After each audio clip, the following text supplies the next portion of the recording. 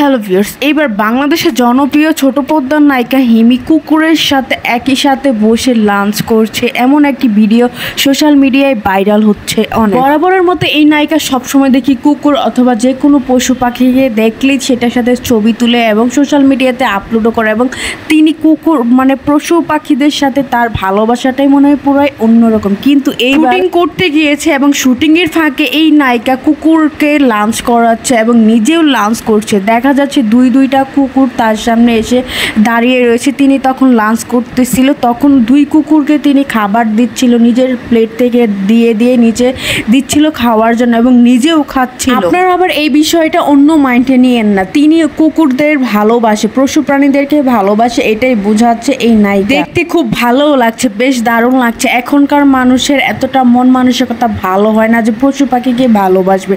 মানুষদেরকে তোই ভালোবাসে না, আবার পশু পাখিকে তো ভালোবাসা দূরের কথা। ভিউয়ার্স, এরকম কাণ্ড দেখে হিমির আপনাদের কাছে কেমন লাগছে কমেন্ট করে জানাবেন। আর আমার চ্যানেলে প্রথমবার ভিডিও দেখে থাকলে অবশ্যই একটা সাবস্ক্রাইব করে রাখবেন।